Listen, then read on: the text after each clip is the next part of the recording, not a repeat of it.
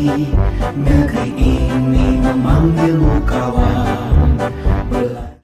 Assalamualaikum Pak Buloh. Waalaikumsalam. Gimana kabarnya hari ini? Alhamdulillah baik. Gimana kabar Pak Endang? Alhamdulillah baik juga.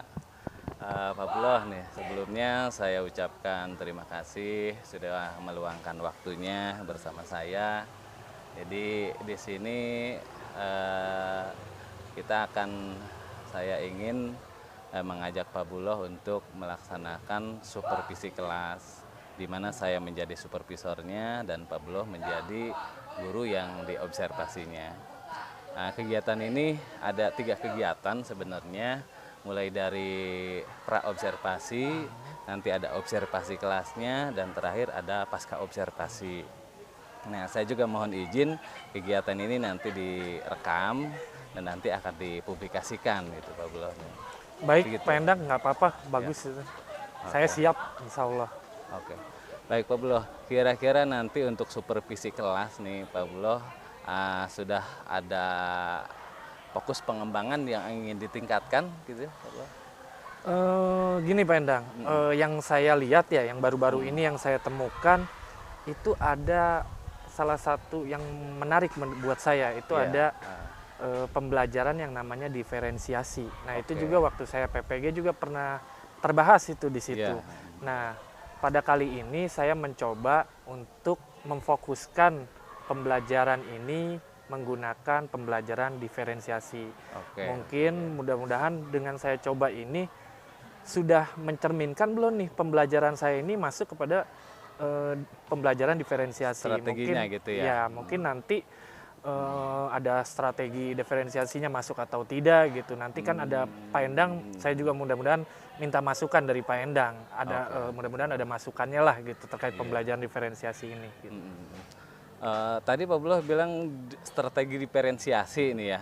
Dari strategi diferensiasi apa yang Pak Buloh rencanakan kira-kira? Sejauh yang saya ketahui Pak Endang, dalam pembelajaran diferensiasi ini ada 3 aspek tuh, baik itu dari aspek konten, proses atau produk. Nah dari 3 aspek ini mungkin tidak semua aspek bisa muncul dalam pembelajaran supervisi nanti saya, tapi yang mudah-mudahan saya coba untuk memaksimalkan pembelajaran ini gitu.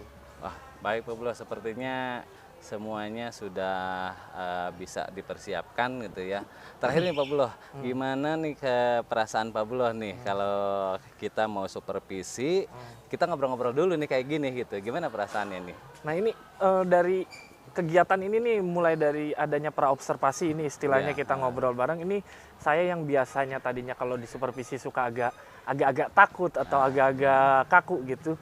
Dengan adanya ini kan enak, adanya satu masukan atau ada pertanyaan. Nah di situ saya ngerasa di supervisi ini saya mulai malah seru, malah kemungkinan nantinya kedepannya enak lah gitu di supervisi gitu. Ya mungkin dari kegiatan ini ya lusa nanti bisalah kita coba langsung supervisi gitu. Oke, baik Pak Buloh, terima kasih atas partisipasinya. Assalamualaikum Pak Buloh. Waalaikumsalam.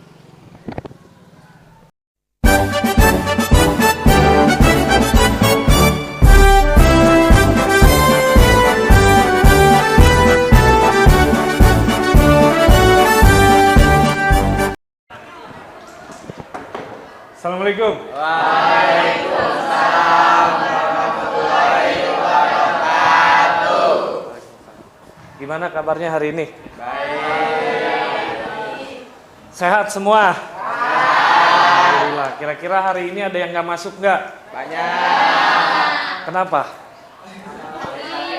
Ada yang sakit, ada yang izin. Berarti Bapak absen dulu ya, biar tahu siapa aja yang tidak hadir.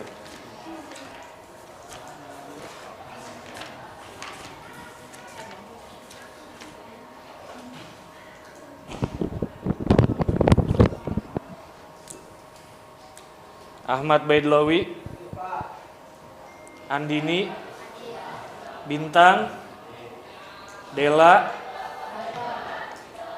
Delta,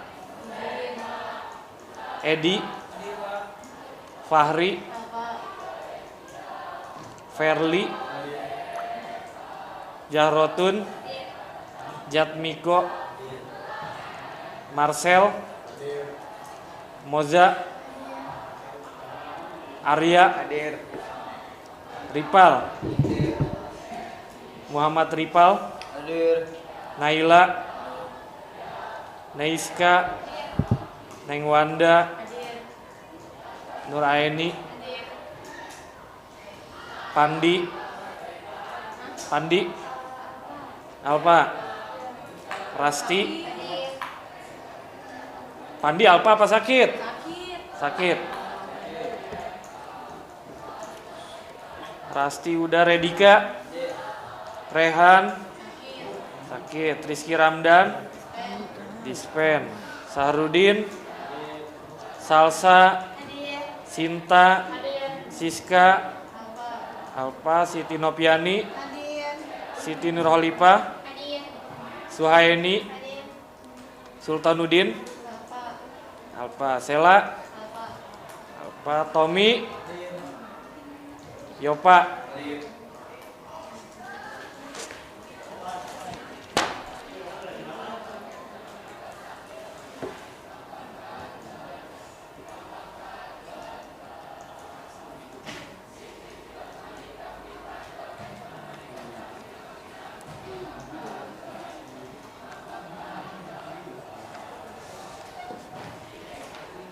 Oke, udah siap belajar? Siap ya. Silakan buku dan alat tulisnya dipersiapkan terlebih dahulu.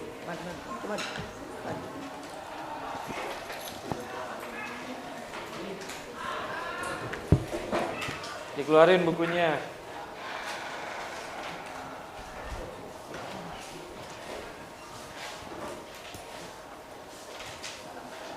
Oke, kita mulai ya. Sebelum kita mulai ke pembelajaran kali ini, Bapak ingin mengulas kembali materi sebelumnya. Hari ini kita akan masih mempelajari di bab tentang Indonesia sebagai poros maritim. Apa kemarin poros itu? Pusat. Maritim itu laut. Artinya Indonesia sebagai poros maritim atau laut dunia. Nah, kemarin kita sudah membahas tentang letak, luas, batas wilayah, dan yang terakhir itu materi kita tentang karakteristik wilayah Indonesia. Oke, nah sekarang ada yang tahu nggak kira-kira kita mau belajar apa? Nih, kalau dilihat dari gambarannya, belajar tentang apa? Laut atau sumber daya yang ada di laut Indonesia.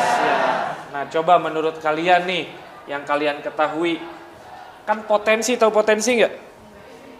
Yang dimaksud dengan potensi itu apa? Yang bisa menghasilkan.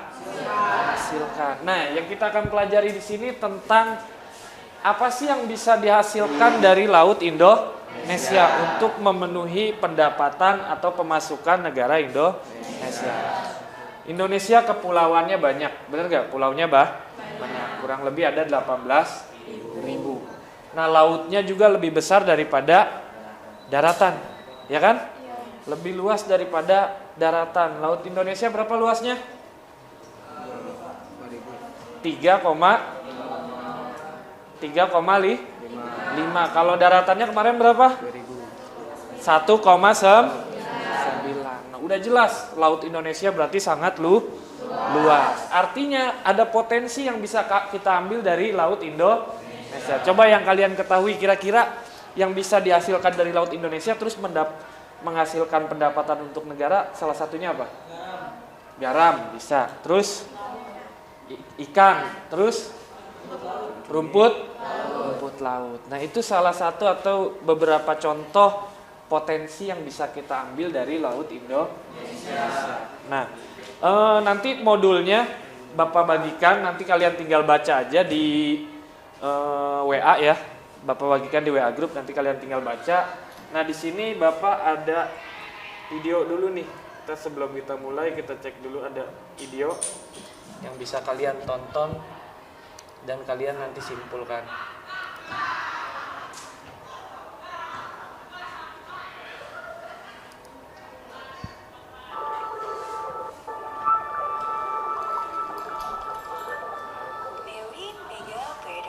Biodiversity. Lautan dengan keanekaragaman hayati terbesar di dunia. Tempat di mana Samudra Hindia dan Samudra Pasifik bertemu. Lautan yang penuh dengan kehidupan, mulai dari yang kecil tak terlihat hingga yang berukuran raksasa.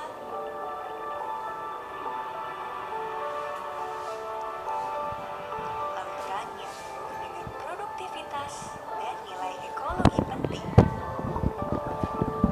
Lautan Indonesia.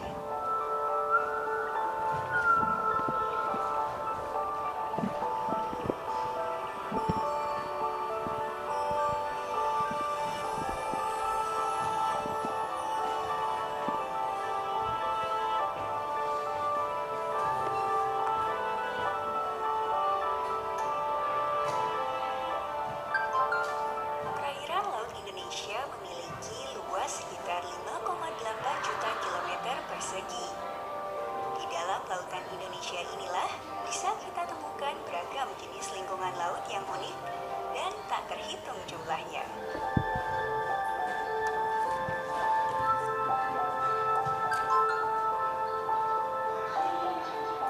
Di lautan Indonesia, beragam spesies unik di dunia tinggal. Sekitar 3.500 spesies ikan, 1.114 spesies rumput laut, dan lebih dari 450 biota terumbu karang menghuni lautan Indonesia. Lautan Indonesia merupakan habitat bagi 76% spesies terumbu karang dan 37% ikan karang dunia. Indonesia adalah jantung dari segitiga karang dunia. Sementara itu di pesisir, panjang garis pantai Indonesia mencapai lebih dari 108.000 km. Di sepanjang garis pantai itulah kita dianugerahi hutan mangrove sekitar 3,48 juta hektar, di mana luasan ini adalah 23% dari total ekosistem mangrove di dunia. Sebagai negara kepulauan terbesar di dunia, nilai sumber daya dan jasa laut Indonesia mencapai 2,5 juta triliun dolar per tahunnya. Nilai kekayaan itu bersumber dari perikanan, terumbu karang, ekosistem mangrove, ekosistem laut, potensi wisata bahari, bioteknologi, transportasi, dan lain sebagainya. Kekayaan yang besar ini selain belum dioptimalkan, justru mendapatkan ancaman. Dari luas terumbu karang sebesar 25.000 km persegi yang telah terpetakan, ternyata hanya 5,3% dalam kondisi sangat baik dan 27,18% dalam kondisi baik. Sisanya 37,25% dalam kondisi cukup baik dan 30,45% dalam kondisi rusak. Pemanasan global dan aktivitas manusia adalah ancaman terbesar terhadap kekayaan lautan Indonesia.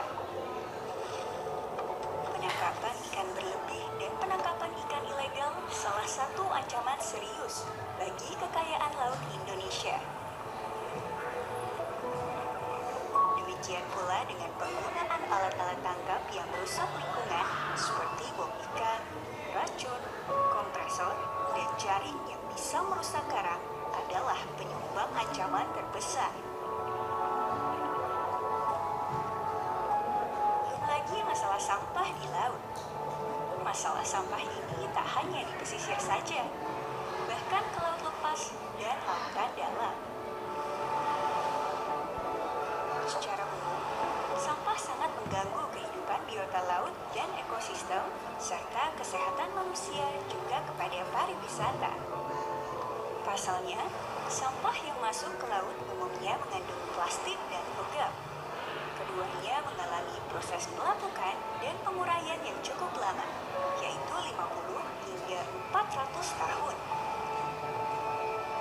Ancaman-ancaman ini jika tidak ditanggapi dengan baik akan membuat sumber daya laut kita di ambang kehancuran. Terlebih, pemanfaatan terhadap potensi yang ada juga belum maksimal. Mengenali kekayaan negeri ini bukan lagi sekedar cerita untuk anak cucu kita. Mengenali kekayaan lautan Indonesia bukan sekedar memanfaatkan dan menjaganya. Ancaman dan kerusakan telah terjadi. Apa yang kita rasakan hari ini adalah hasil kerja kita di masa lampau. Bekerja sekarang, menjaga kekayaan laut kita untuk esok yang akan menjelang.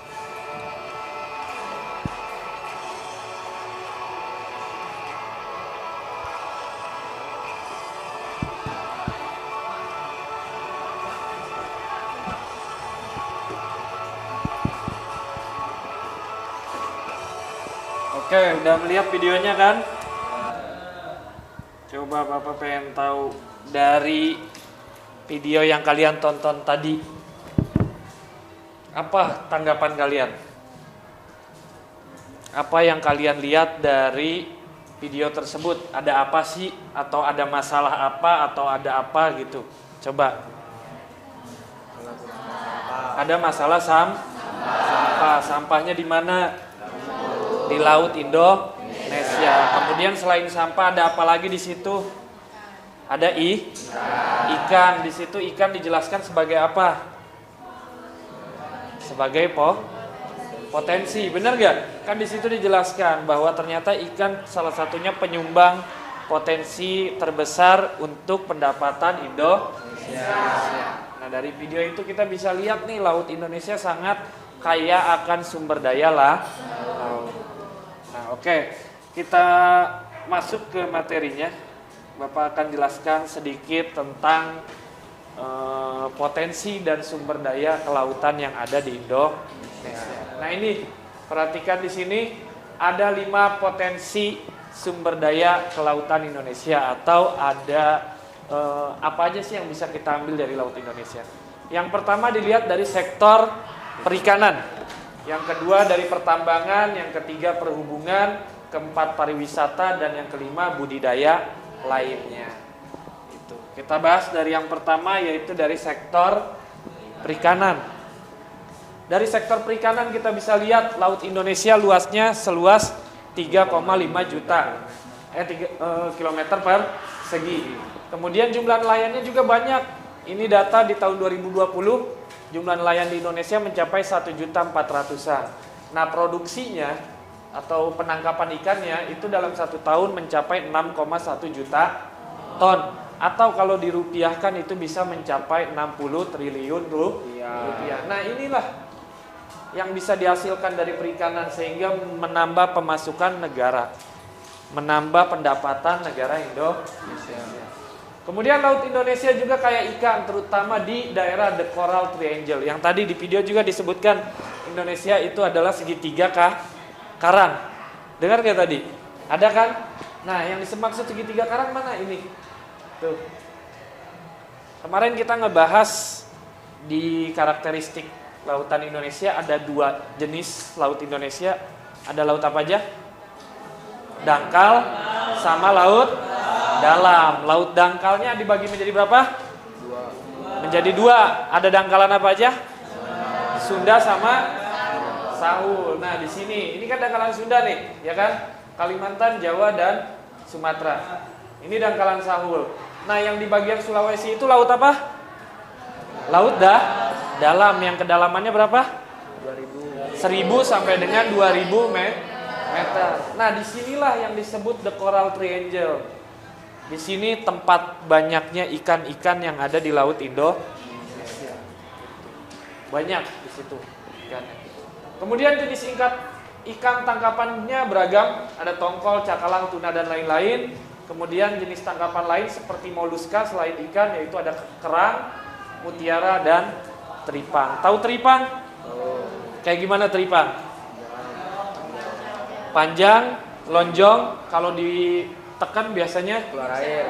muncrat atau keluar air. Nggak tahu itu air apa. Mutiara itu yang suka ada di dalam kerang. Tapi kerangnya juga khusus adalah kerang mutiara. Nah ini dari sektor perikanan potensi yang kita bisa ambil yaitu salah satunya ikan-ikan yang ada di Indonesia sehingga menghasilkan pendapatan untuk negara Indonesia. Nah ini daftar negara penghasil ikan terbesar. Indonesia berada di urutan ketiga dengan jumlah 6,10 juta ton per tahun dan yang paling banyak itu adalah Cina mencapai 58. Bayangin aja nih, Indonesia 6,1 aja itu kalau dirupiahkan mencapai 60 triliun. Gimana ini? Bener gak? Makanya Cina itu termasuk negara yang maju lah. Nah ini peta potensi ikan yang berada di perairan Indonesia, banyaknya ada di Laut Selatan dan utamanya itu ada di Laut Dalam yaitu khususnya daerah Sulawesi, Maluku dan Nusa Tenggara sampai dengan ke Papua.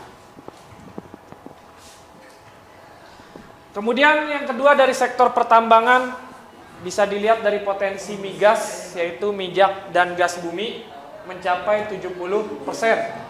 Terletak di wilayah pesisir dan lepas pantai terdapat 530 anjungan lepas pantai. Tahu anjungan? Ini anjungan nih.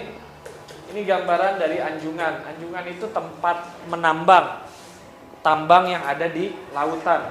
Nah, ini bisa dilihat gambaran anjungan. Di sini ada helipad. Tahu helipad? Apa helipad? Tempat untuk berhentinya atau turunnya helikopter. Nah, di anjungan juga harus terdapat yang namanya dermaga. Biasanya dermaganya di bawah. Kalian kalau naik kapal laut ngelihat ini, ya berarti ini adalah anjungan, tempat untuk menambang di dasar laut. Pertambangan di Indonesia kaya akan mineral, biasanya ada emas, perak, timah, mangan, pasir, dan lain-lain. Kemudian potensi non-migasnya itu bisa dilihat dari arus lautnya, gelombang dan pasang surut. Kemudian sumbangannya terhadap pendapatan negara mencapai 8%. Kalau tadi dari ikan itu cuma 3% ya. Nah kalau dari tambang itu mencapai 8%. Nah, ini dari sektor pertambangan. Jadi tambang itu bukan cuma ada di darat, tapi ada juga di laut. Kemudian dari sektor yang ketiga yaitu sektor perhubungan. Bentuk negara kita kepulauan. Jumlah pulaunya mencapai 18.000. Lautnya luas, kemudian posisi Indonesia sangat strategis. Kemarin secara geografis Indonesia dihimpit oleh dua benua. Benua apa aja? Asia dan Australia. Diapit oleh dua samudra. Samudra apa aja? Pasifik dan Hindia. Itu kan silang, benar nggak? Sehingga banyak kapal-kapal asing yang akan melalui laut Indonesia. Nah, disitulah Indonesia bisa mengambil keuntungan. Bisa mendapatkan pendapatan untuk negaranya. Yaitu salah satunya membuat yang namanya tol laut. Makanya Indonesia kalau pengen menciptakan tol laut yang bagus, harus memiliki pelabuhan-pelabuhan besar. Nah, ini 10 pelabuhan besar yang ada di Indonesia. Ada Tanjung Priuk, Merak, Tanjung Perak, dan lain-lain. Ada yang terakhir adalah Soekarno-Hatta. Jadi Soekarno-Hatta itu bukan cuman bandara, tapi ada pelabuhannya juga. Tepatnya ada di Makassar. Nah ini gambaran dari pelabuhan-pelabuhan besar yang ada di Indonesia. Tuh kalau dari sektor perhubungan, jadi yang diambil adalah pajak bagi kapal-kapal asing. Kemudian yang keempat dari sektor pariwisata. Ini bisa kita lihat dari sektor pariwisata, namanya laut, biasanya banyak juga dikunjungi untuk wisata. Nah, dari sektor pariwisata dibagi menjadi 3 wisata. Yang pertama itu adalah wisata pantai, yang kedua ada wisata pulau, dan yang ketiga ada wisata bawah laut. Kalau wisata pantai ya contohnya di Anyer, kemudian di Pantai Kute di Bali, dan lain-lain. Kan itu berpotensi banget menghasilkan pendapatan, benar nggak? Kemudian yang kedua ada potensi wisata pulau. Nah ini pulau-pulau, contohnya kalau yang dekat sama kita itu ada Kepulauan Seribu. Ada Pulau Pramuka, ada Pulau pari dan lain-lain lah, banyak, itu bagus-bagus. Nah yang di daerah Banten ada yang namanya Pulau Krakatau, adanya di ujung kulon. Ini potensi wisata pulau. Dan yang ketiga ada potensi wisata bawah laut. Apa sih yang dilihat? Yaitu terumbu-terumbu dan ikan-ikan yang ada di karang. Kalau karangnya bagus, ya biasanya taman bawah lautnya juga sangat indah. Nah, yang paling terkenal taman bawah laut yang indah di bawahnya itu adalah Taman Nasional Bunaken. Adanya di mana? Adanya di Sulawesi. Kemudian daerah Wakatobi, Bali dan Derawan. Nah, ini gambarannya. Ini gambaran pariwisata pantai di Ancol. Ini gambaran Pulau Komodo. Ini gambaran Taman Nasional Bawah Laut di Bunaken, dan ini adalah di Kalimantan, yaitu Derawan. Gitu. Nah, jadi dari sektor pariwisata juga bisa diambil tuh, karena laut juga bisa dijadikan sebagai pariwisata. Kemudian yang kelima yaitu potensi sumber daya alam kelautan lainnya. Yang tadi disebutkan potensi apa aja sih dari laut? Yaitu ada rumput laut, ada garang, ada tanaman mangrove. Nah ini yang biasanya juga diambil sebagai pendapatan negara dari potensi adanya sumber daya kelautan. Paham ya sampai sini ya? Berarti ada berapa tuh potensi? Ada apa aja? Perikanan, pertambangan, perhubungan, terus pariwisata sama sumber daya alam laut lainnya. Oke. Di sisi lain, selain 5 potensi sumber daya kelautan ini, supaya Indonesia bisa menjadi poros maritim yang baik, yaitu Indonesia harus memiliki potensi militer. Kenapa? Karena laut Indonesia yang sangat luas, pulaunya banyak, berarti harus dijaga. Nah ini potensi militer yang dimiliki Indonesia. Yang pertama, Indonesia berada di urutan ke-14 dunia. Dilihat dari apa ini? Pesawat militernya mencapai 441 unit. Tanknya ada 418 unit. Kapal perangnya beragam jenis, ada 221, dan pasukan tempur aktifnya sebesar 435 personel. Ini juga sudah mencakup bahwa Indonesia bisa menjadi poros maritim dunia. Dari beratus-ratus negara, Indonesia berada di urutan ke-14. Berarti cukup baik ya. Cukup baik. Nah, itu potensi yang bisa dimiliki atau diambil dari Laut Indonesia. Nah, sekarang potensi ini emang dikelola oleh siapa aja sih? Coba. Kayak perikanan biasanya dikelola oleh siapa? Masyarakat atau oleh pemerintah? Oleh masyarakat bisa ya. Karena ada nelayan. Kita lihat di sini. Ini pengelolanya. Jadi pengelola sumber daya kelautan Indonesia itu ada beberapa macam. Yang pertama dikelola langsung oleh pemerintah dalam sektor sama perhubungan. Kemudian dikelola oleh masyarakat dari sektor perikanan, garam, rumput laut. Dikelola oleh pemerintah dan masyarakat wisata dan budidaya mangrove. Kemudian ada pengawasan dan pengendalian laut biasanya oleh militer. Kemudian yang kelima, menambah dan merawat konservasi atau Taman Nasional Laut, menjaga laut dan pesisir dari pencemaran, dan ketujuh menjaga ekosistem laut dan pesisir. Nah, ini pengelola sumber daya alam kelautan Indonesia. Jadi yang utamanya dikelola oleh pemerintah, dikelola oleh masyarakat, dikelola oleh pemerintah dan masyarakat. Paham sampai sini? Insya Allah paham ya. Pokoknya mah ya gampang lah, ini mah nggak terlalu ini. Sering kita lihat juga kadang di TV-TV dari sumber-sumber yang lain terkait laut yang ada di Indonesia. Terima kasih. Oke. Nah, itu sebagian penjelasan dari materi tentang potensi laut Indonesia dan pengelolaan sumber daya laut Indonesia. Oke. Sekarang Bapak mau bikin kelompok. Mungkin ini jumlahnya ada berapa, Wan? Ada 26 dibikin 6 kelompok. Silakan sekarang bergabung dengan kelompoknya masing-masing. Dibikin. Cewek cowok nggak apa-apa. Ayo sekarang gabung dulu.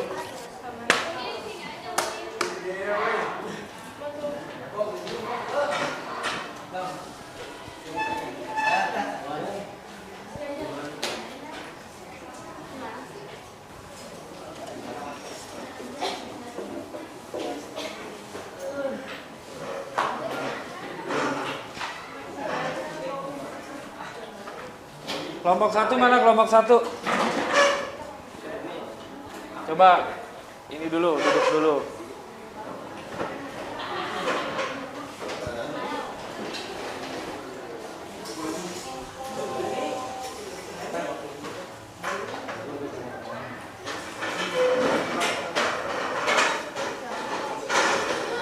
Coba, ini kelompok mana aja? Ini berlima. Satu kelompok berapa, Wan? Ada yang 5, ada yang 4. Berarti ini 5. 1, 2, 3. Itu berapa? 4, 5. Ini kok bertiga doang? Gabung aja, gabung. Yang kebanyakan gabung. Yang kebanyakan gabung. Pindah. Naila sama siapa? Ya udah, silakan. Udah?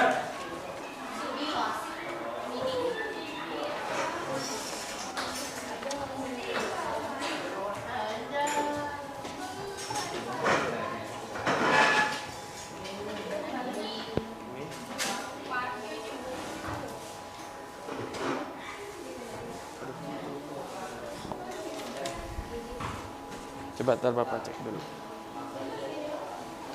Oke, sebelum Bapak bagi, Bapak pengen tanya dulu nih sejujurnya ya. Ini mah Bapak istilahnya pengen ngecek aja.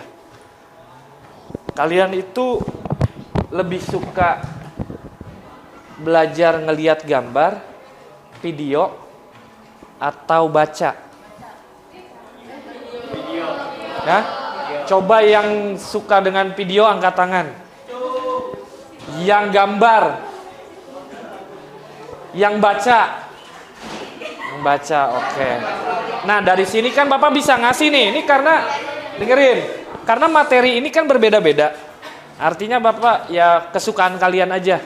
Kalian sukanya mengerjakan atau mendiskusikan dari gambar, video, atau dari bacaan.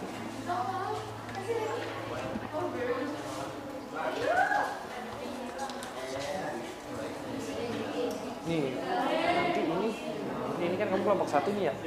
Ini aja nih, ini sampai sini nih. Cuman ini Bapak lupa dipisah nih. Ya, yang ini nanti kasih kelompok 2. Ya, suruh foto aja nanti. Fotoin. Ini kelompok 2 kasih sini. Neng, kamu yang kelompok 2 ya. Ini kamu yang ini nih ya. Begini nih, kerjainnya. Oke, diskusiin. Nah, ini kelompok 3 nih.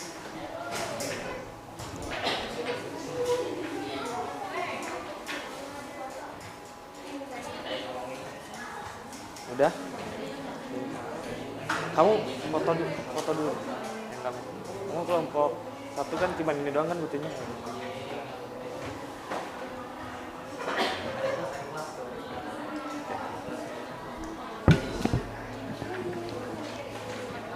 Wanda kelompok 3 nih, kelompok 3 nih, ini sampai sini, ini dipoto duluan.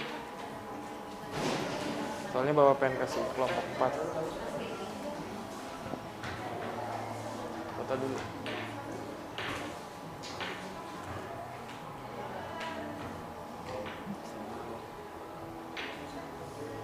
Oke, berarti ini pegang. Ini kamu, ini kelompok 4. Kelompok 4 kerjain berarti dari sini sampai sini nih diskusiin. Iya, oke. Ini kelompok 5. Kelompok 5 nih kamu dari sini sampai sini. Oke. Ini kan kelompok 6 tuh, ya. Ini kamu foto dulu aja.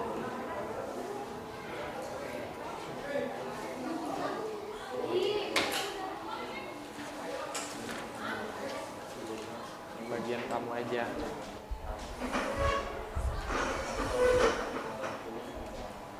Oke, udah. Nih sekarang ini kamu kelompok 6 nih Nek. Tuh. Ya, tinggal kerjain. Kelompok 6 dari sini sampai sini. Ini jadi. Oke, udah. Ya, kerjain. Udah dengerin. Setiap kelompok udah Bapak bagi LKPD-nya atau lembar kerja peserta didik. Silakan diskusikan, kerjakan di kertas yang berbeda juga nggak apa-apa. Nanti setelah selesai baru kita perwakilan dipresentasikan. Oke? Paham? Silakan dikerjakan sekarang. Bapak kasih waktu kurang lebih 15 menit dari sekarang. Ya? Hah? Kertas lembar boleh buat jawabannya nggak apa-apa. Cuma bebas saja.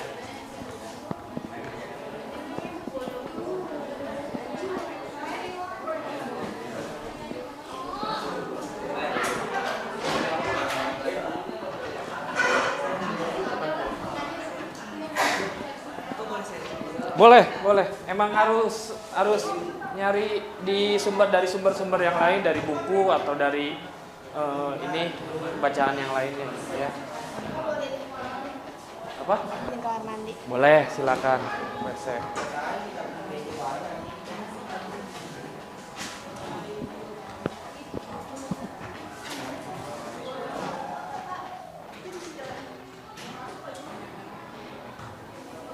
Silakan didiskusikan.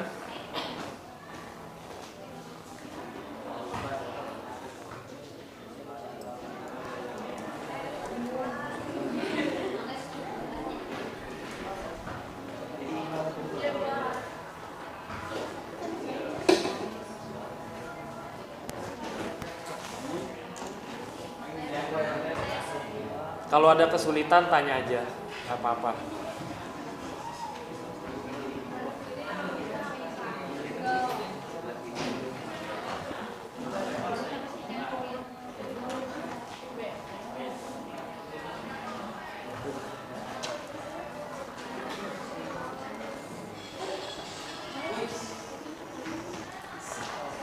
Ini temannya kemana? Lagi ke WC ya? Oke. Kerjain.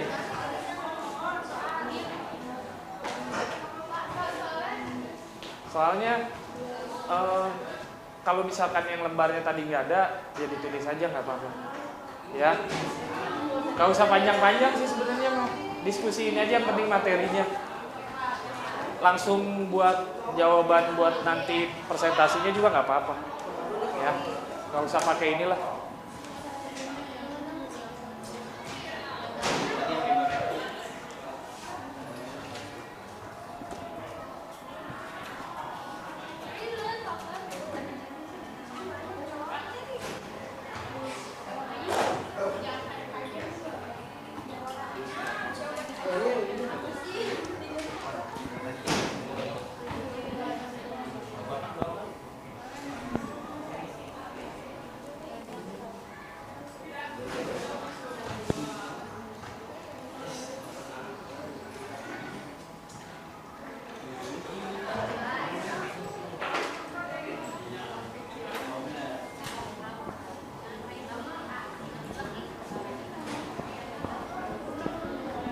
15 menit ya.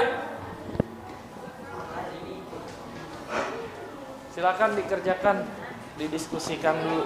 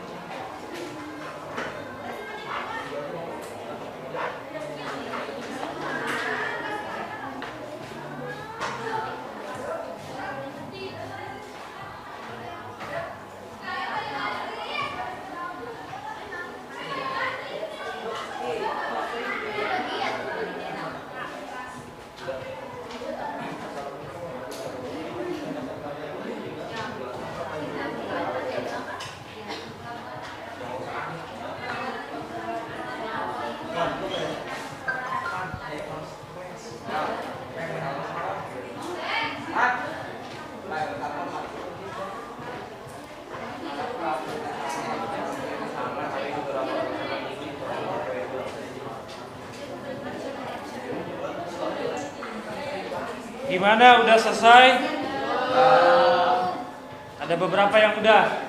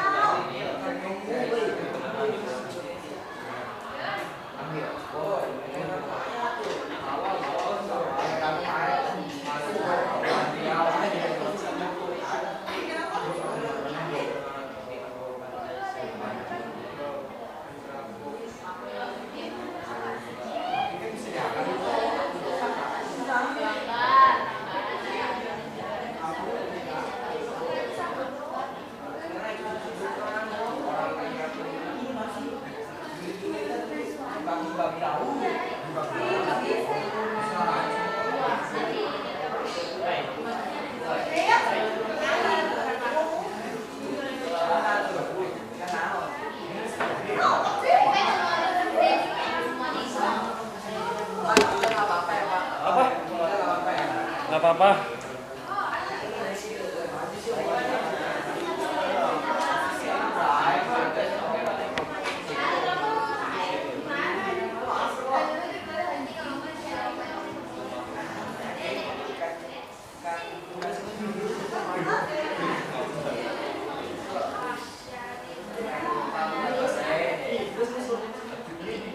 Sudah belum?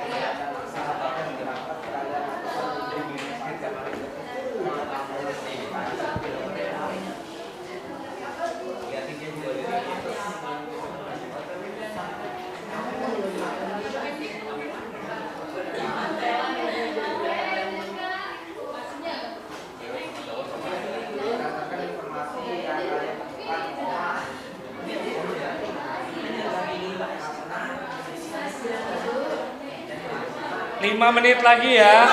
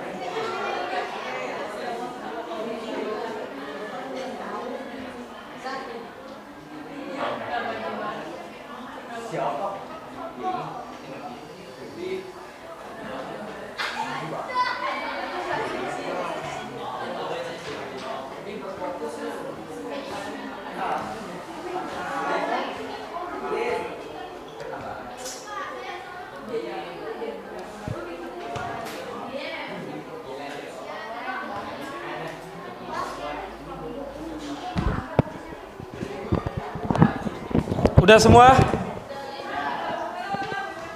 Oke, bisa kita mulai nggak? Udah selesai?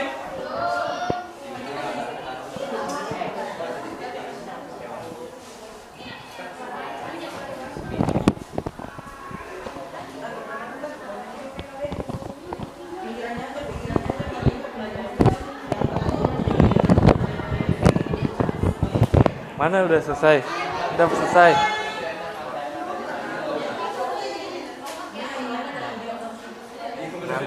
Nanti dijelasin ya pertanyaannya dulu, pertanyaannya dulu di iniin, disampaikan, baru jawabannya apa dari hasil diskusi kalian. Hah? Semuanya aja kali maju ya. Soal biasanya kalau sendiri nggak pede.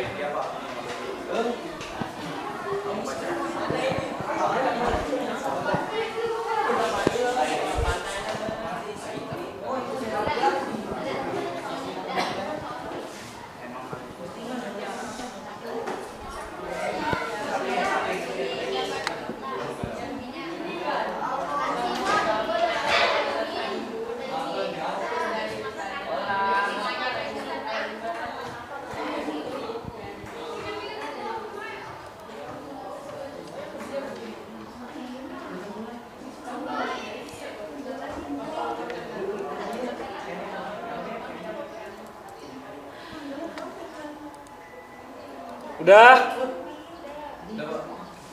Oke, udah ya? Belum? Satu lagi.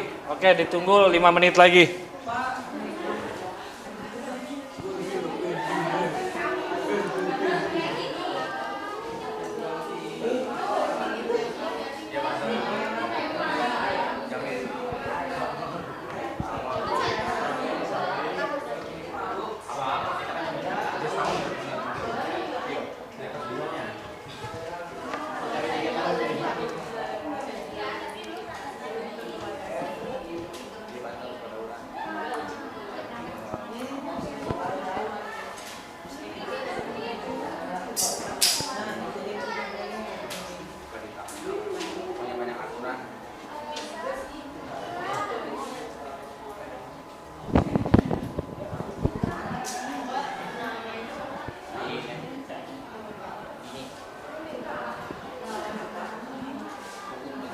Nih gimana kelompok Edi?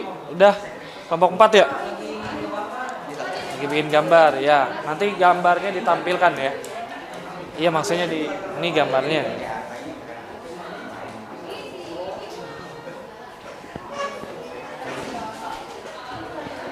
Ini kelompok ikan nih. Kelompok yang ikan-ikan udah belum nih? Dikit lagi. Naila.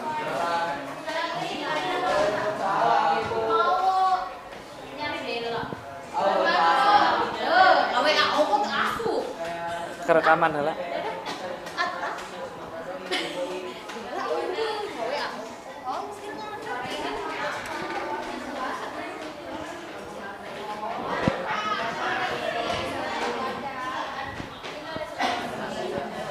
Kalau perintahnya digambar. Tapi kalau misalkan ini ya nggak usah, nggak apa-apa.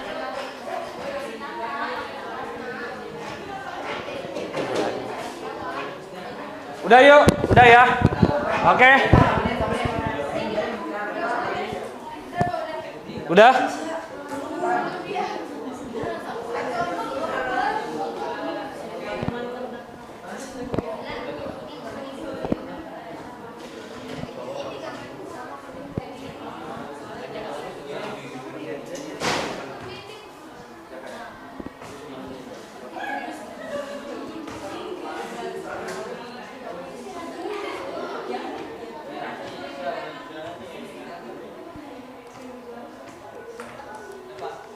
Udah ya? Udah belum? Lama banget. Oke, udah. Sekarang Bapak pengen lihat hasil dari diskusi kalian nih. Hasilnya kayak gimana nih dari setiap kelompok yang berbeda.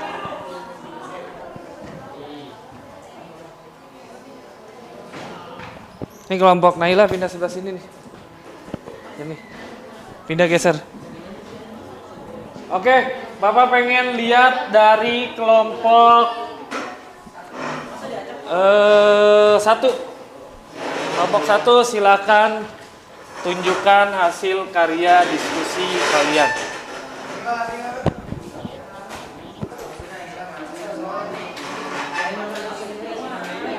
Yang lain perhatikan ya, biar sama-sama belajar karena setiap materi LKPD-nya berbeda-beda.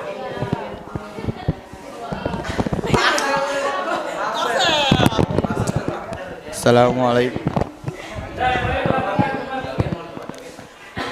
Kumaha euy?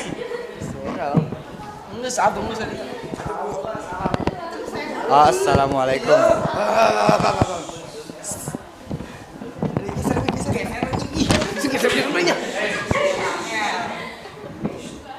Udah, yang lain ayo silakan perhatikan. Melihat hasil karya dari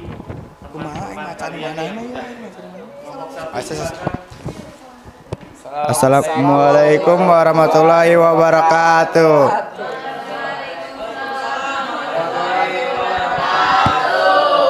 Perkenalkan, nama saya Marcel. Perkenalkan, nama saya Ahmad Bedlawi. Perkenalkan, nama saya Muhammad Hendri. Perkenalkan, nama saya Stinopiani. Saya dari kelompok 1 ingin menyampaikan LKPD kelompok 1.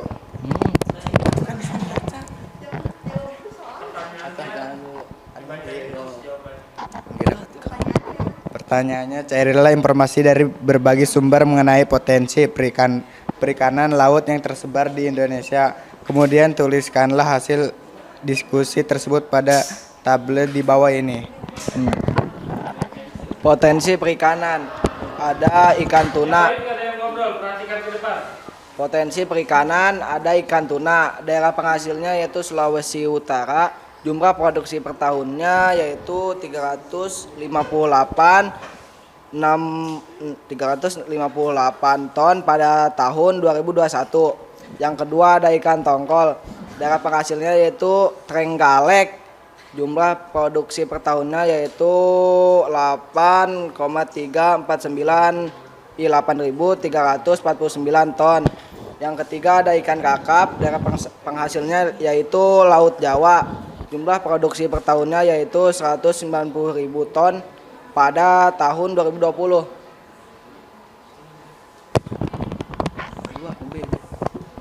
Yang kedua, berdasarkan informasi yang kalian temukan, faktor apa yang menyebabkan Indonesia memiliki potensi perikanan yang cukup besar dan langkah apa yang dapat kalian lakukan untuk memaafkan potensi sumber daya perikanan tersebut? Karena 3,4 wilayah Indonesia adalah lautan, lebih berfokus kepada kelautan dan pariwisata laut, seperti membuat pariwisata baru dan mempercantik pantai laut.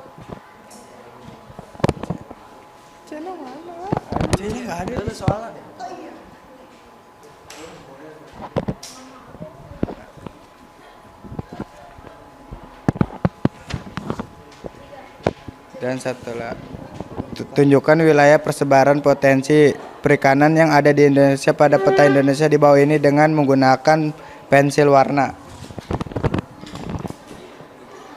Indonesia memiliki wilayah perairan yang sangat luas, yaitu wilayah barat, Sumatera dan Jawa, wilayah tengah, Kalimantan, Sulawesi, dan Bali.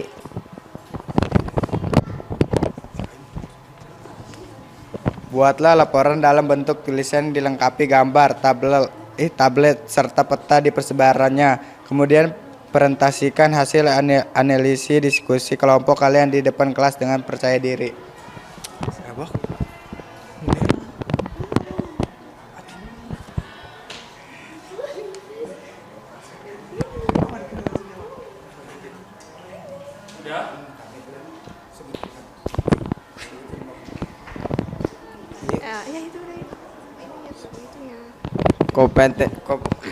Kompetensi dasar. 1. Memahami konsep ruang atau lokasi, distribusi, potensi, iklim, bentuk muka bumi, biologis, flora dan fauna, dan interaksi antar ruang di Indonesia serta pengaruhnya terhadap kehidupan manusia dalam aspek ekonomi, sosial budaya, dan pendidikan. Indikator pencapaian kompetensi. Mendeskripsikan konsep ruang dan interaksi antar ruang.